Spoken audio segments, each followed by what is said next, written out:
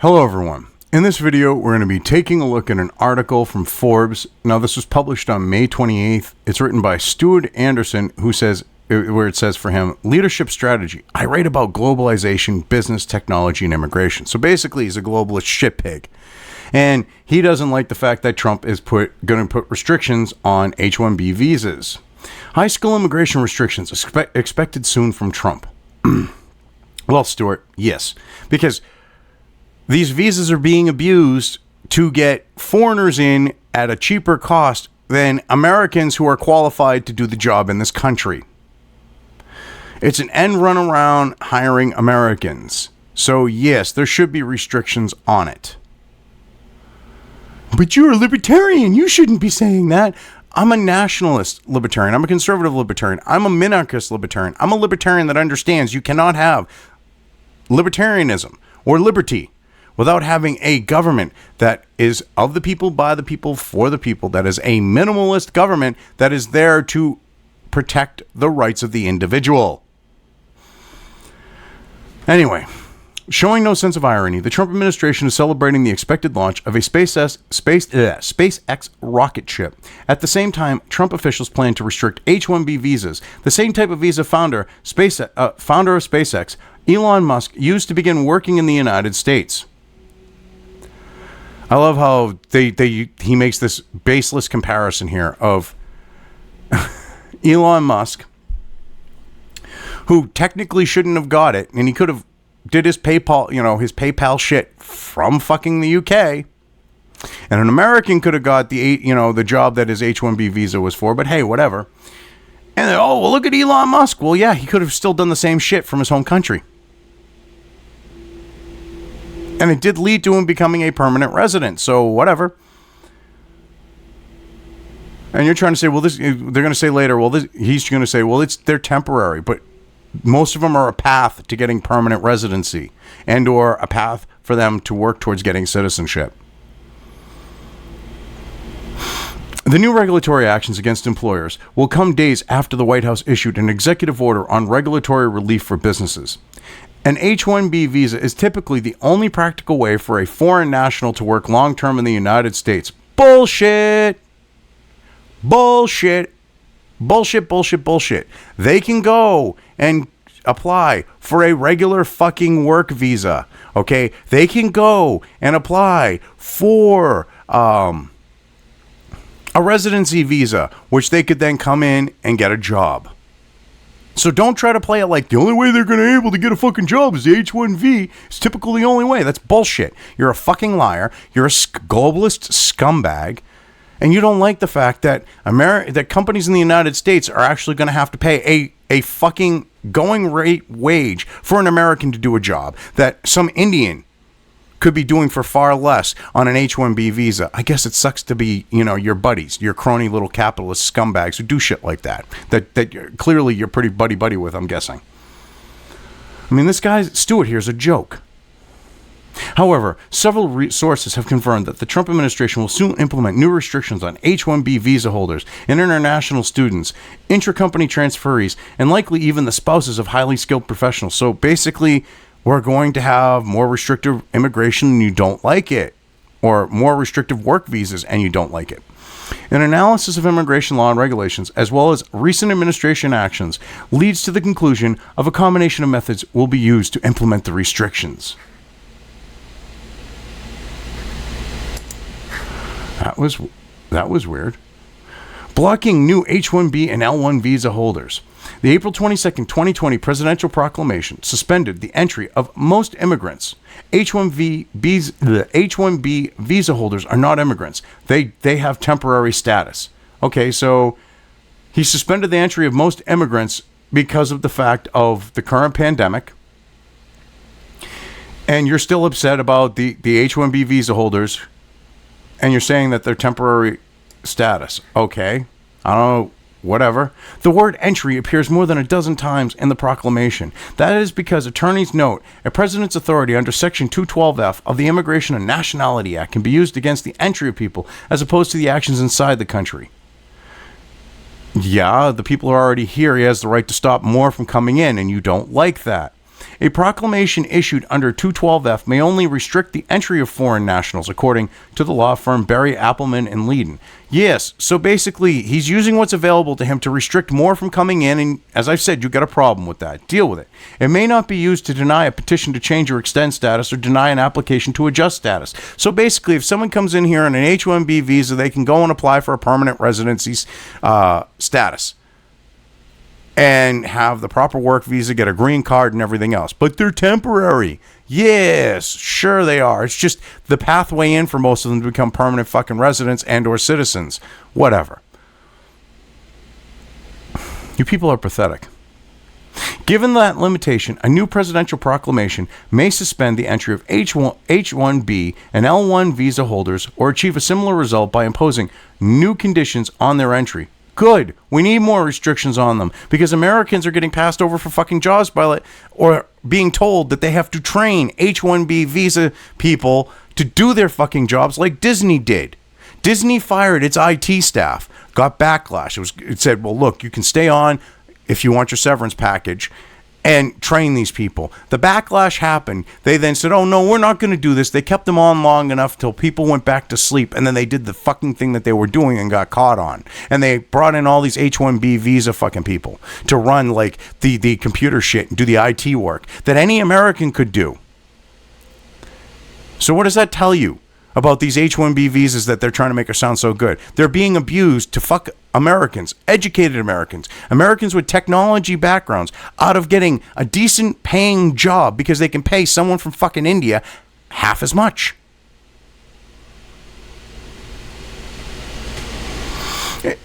And they're abusing the fucking system to be able to do that.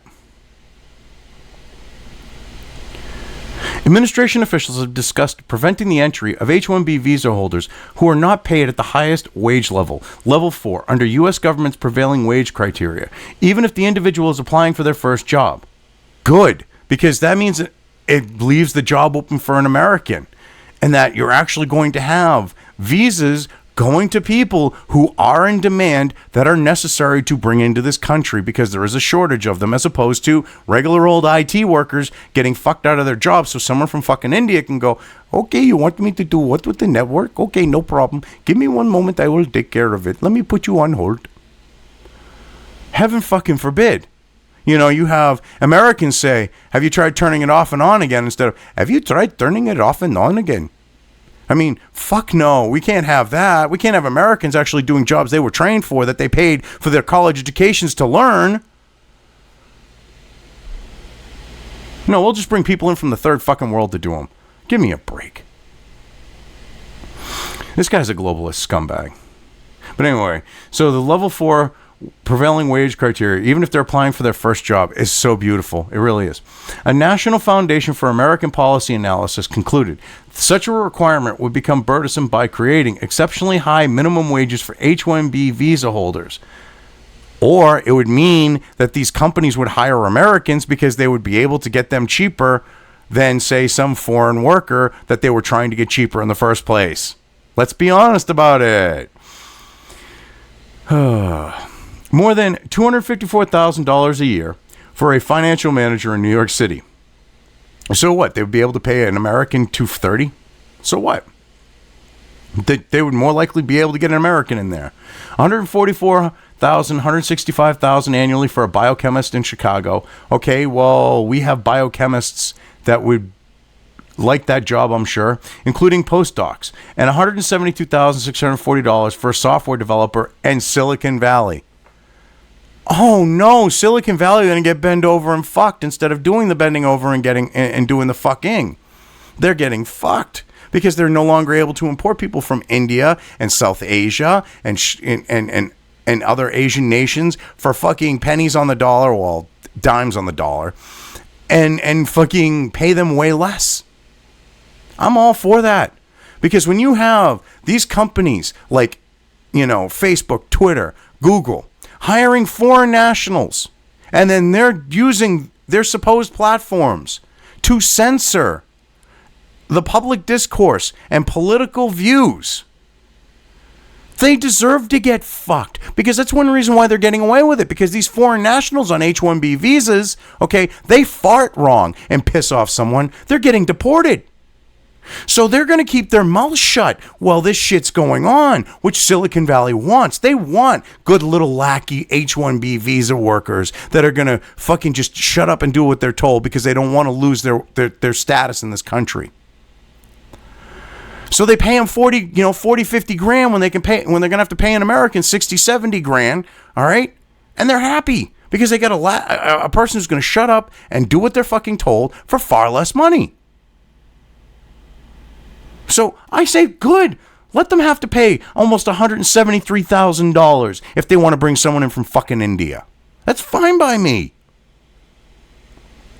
L1 visa holders are multinational executives or managers or employees with specialized knowledge transferred into the United States. The job protection argument around L1 visa holders are puzzling, since such individuals already work for the company. Preventing their entry will discourage business, particularly multinational companies, from investing more in the United States. Why invest in America if the U.S. government will not let you transfer your employees into the United States? Because if you're opening a company in the United States, okay, you might want to bring some of your people over, but you don't want to bring them all over. That's just not fucking right. The intent of having you, wanting you to come here and open a business is because we want you to employ Americans. We don't want you to import all your fucking workers under L1 visas. That's defeating the purpose.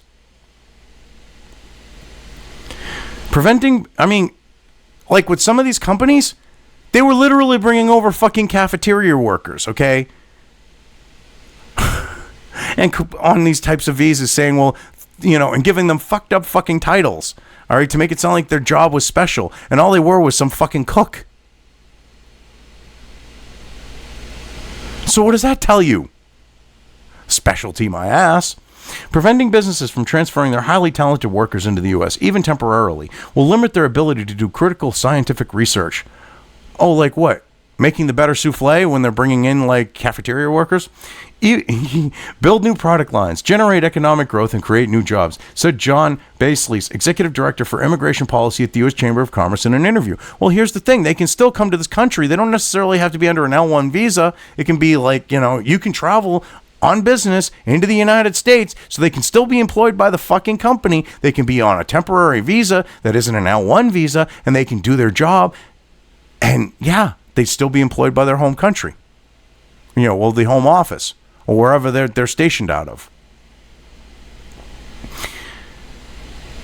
Oh my God. Using regulatory authority for H-1B, OPT, L1, and H-4 spouses to impose new restrictions affecting international students, L1 intracompany transferees, and H-1B visa holders and their spouses. The administration would need to use regulatory authority, which may include issuing regulations that have been on the agenda for months or years. Well, their spouses shouldn't be able to get a free fucking ride into this country just because their spouse showed up here. It shouldn't work like that. Comes in on a temporary visa so the wife gets to come? They should have to go through the same fucking hoops. A rule on H-1B visas, already on the Trump administration's regulatory agenda, would revise the definition of specialty occupation and revise the definition of employment and employer-employee relationship. The regulation may now be issued. The topics in the potential regulation overlap with a recent settlement between U.S. Citizenship and Immigration Services and the business group IT Serve Alliance that overturned 10 years of policies restricting employer and H-1B visa holders. So, basically what's going to happen is IT Service Alliance managed to loosen restrictions on it, and now Trump's going to tighten it up, I guess? Is that what we're afraid of? The administration continues to target operational practical training, which allows international students to work for 12 months, usually after graduation, and for 24 additional months in science, technology, engineering, and math fields. A summary of a rule proposal on the agenda states, Immigration and Customs Enforcement will amend existing regulations and revise the practical training options available to non-immigrant students on F&M visas. They're not ruling it out. They'll still be able to do it, but it might actually be actual STEM. It won't be like, the humanities type bullshit, because for somehow reason, humanities, like the new age tarot card reading type shit somehow gets grouped in with STEM these days. Any action against optional practical training could be labeled as temporary or a suspension, yet that would make it more difficult for U.S. universities to convince international students they should study in America, particularly when countries such as Canada continue to be so welcoming. Well, they still have restrictions on working and shit like that. Oh, they just go to Canada and they don't have any of these restrictions? That's bullshit. That's such bullshit, but whatever. On May 14, 2020, the Canadian government announced significant flexibility for international students, including preserving the ability to work after graduation. Yeah, well, that's recent. And the thing is, do you think that benefits Canadians? Not really. This is about Trudeau and the left's there's like open borders, fucking lefty fucking bullshit of globalism.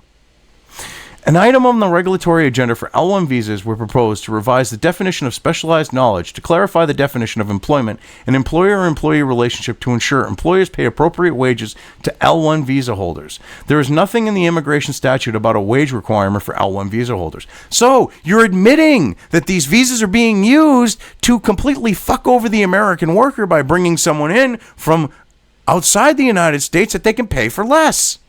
And you don't like the fact that they're going to be told that if you want to bring someone in, you have to pay them the going American wage for it. Oh, well, so sad, too bad. Sucks to be like your crony little fucking capitalist buddies. I mean, I'm for capitalism, but crony capitalism is about corporatism, all right? And corporatism has no alignment with libertarianism, all right? When the founding fathers had enough common sense to say that we shouldn't have corporations in this country and that businesses should be run by the owners and they should be liable for the actions of their business, and that corporations should only be created for public works projects, you got to look at how intelligent they were with that, because that's really smart. Because if you have a business being run with ultimately the person running it responsible for the actions of said business, they're going to act a little more responsible in what the business does if they can be held liable for its actions. Just a thought.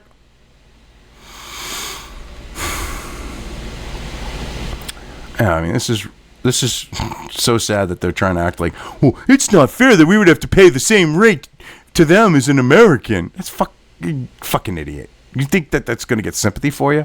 For years, the Trump administration has placed a proposed rule on the regulatory agenda to rescind an existing regulation that allows many spouses of H-1B visa holders to work, called H-4 EAD Employment Authorization Document. The administration could issue the rule. Well, yeah, they should have to go through the same exact things to get a work visa. Jump through the hoops that any average person would have to. They shouldn't be able to just get a work visa because their spouse managed to get an H-1B visa. That's not fair or right to the people who bust their ass and saved up their money to come to this country legally and, make a go of it. I mean, you got to look at it that way. It seriously has to be looked at that, from that perspective. In a recent government filing to oppose a group's lawsuit against the current H-4 EAD regulation, the Trump administration made what appears to be a damaging admission. Save Jobs claims of irreparable harm relies on the H-4 rule limiting or significantly reducing employment opportunities, meaning that the number of available information technology jobs would significantly decline due to the H-4 rule. But this relationship has not been shown to be certain or actual, rather than merely theoretical. In other words, there is little evidence that spouses of H-1B visa holders harm U.S. technical professionals.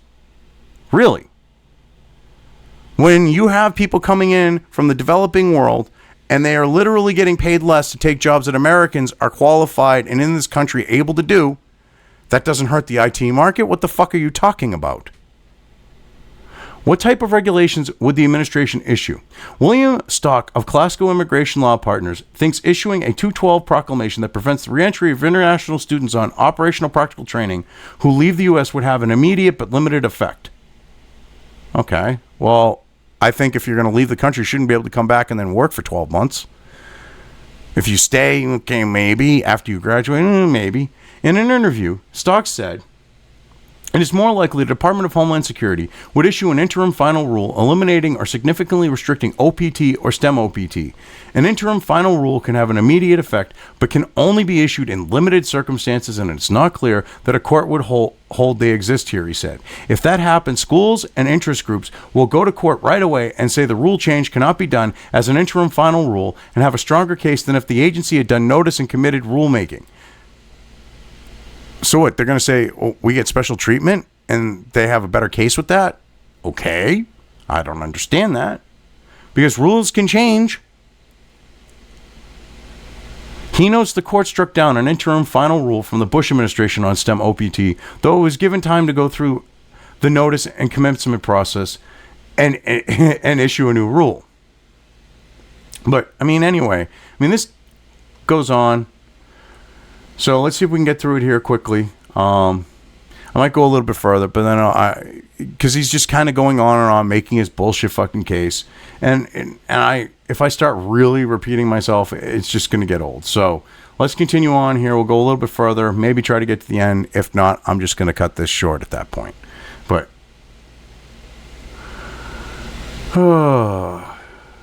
so anyway, in an interview, Stocks said it is more likely the Department of Homeland Security would issue an interim final rule eliminating or significantly restricting OPT or STEM OPT.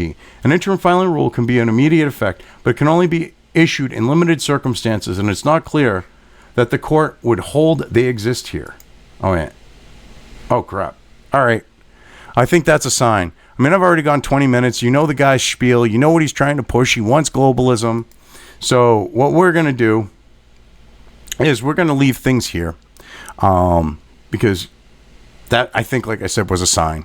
He just goes on more about this, pushing this narrative and everything else because he wants the globalism and he doesn't want the visas restricted. But anyway, like I said, covered it well enough. I'm leaving it here. If you liked this video, depending on where you are watching it, please give it an upvote or thumbs up. If you want to know when new content of mine hits the internet, don't forget to subscribe to one or more of my social media or video accounts listed here. Also, with YouTube, don't forget to ring that bell. You can find all of my video content on both BitChute and YouTube. This may not be the case with other places I upload to, but I will try to minimize this happening. You are always welcome to interact with me at any of these sites on the list, so feel free to do so. If you have anything you want me to cover in a video, when it comes to news or current events, send it right along to me. I will try to do my best to cover it. As always, thank you for watching.